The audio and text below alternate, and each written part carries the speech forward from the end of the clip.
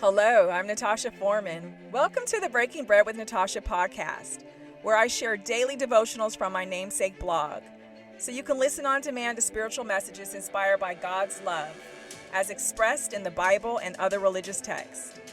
You can read along at breakingbreadwithnatasha.com or sit back and take in the Word. Either way, I'm blessed to have you break bread with me. Without further delay, let's begin today's message.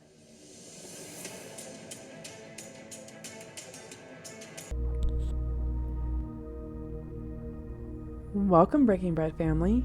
This is Natasha Foreman. Thank you so much for joining me today. Let's look at the book of Isaiah, chapter 30, line 1.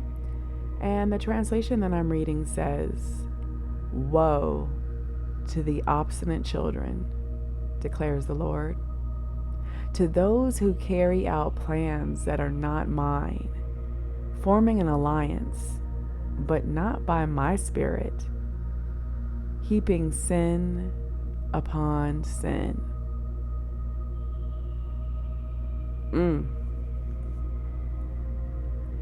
Think of the countless crimes that you heard or read about where the perpetrator declared their actions were done in the name of God or inspired by God. What's the most recent tragedy that you can recall? You probably spent a lot of time watching or listening to the news reports about this heinous crime. Can you recall the first thing you thought about the next day? Did you ask yourself, was it all a bad nightmare? Just to turn on the news or look at the newspaper and be rocked all over again? Whenever I come across a news story about something tragic happening, I'm always stunned, and the next day I wake and wonder if it was just a bad dream. And then I pray. I continue to pray for the minority of religious zealots in all denominations who think they are doing God's work when they intentionally inflict harm on others. Whether it's an act of violence or theft, we must be reminded of Isaiah 30, line 1, and understand that God will rebalance those scales that have been disturbed by obstinate children. I pray for all militaries and governments who try to balance God in their daily walk. It's a heavy weight to carry when you know that you possess the tools that can take life that you didn't bring into the world and have no authority over. Think about something. If God truly came first, our world would be a better place.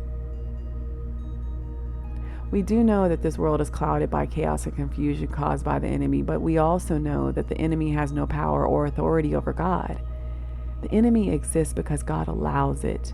And by putting our trust in God, living the lives we're supposed to live, and untangling ourselves from the web of sin, we can celebrate God's victory over this nonsense. Let's never stop praying, believing, knowing, and seeking. Will you join me in a moment of prayer? Great. Father, forgive us for what we know and still do, and forgive us for what we think we know, yet are ignorant. Forgive those who take the power you have given them and use it to harm others.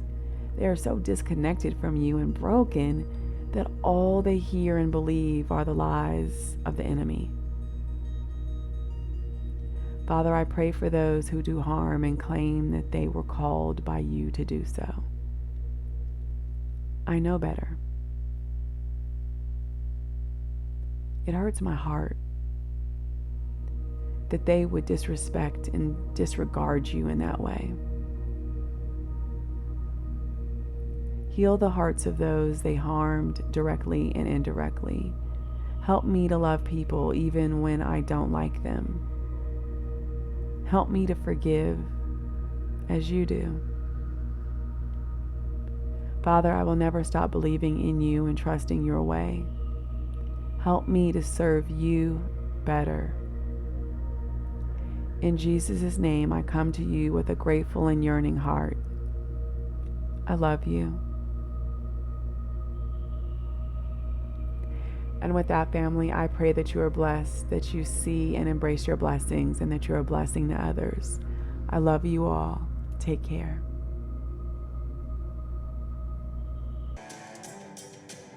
Hi, family. If what I shared in today's message resonates with you, I hope you will share it with others.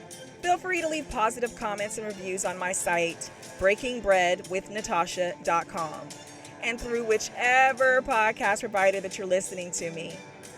Each day, I work to be a better steward and servant. I hope you will join me in sharing God's love and truth and rebuking the enemy's lies. Now go out there and make today an awesome day. I love you all.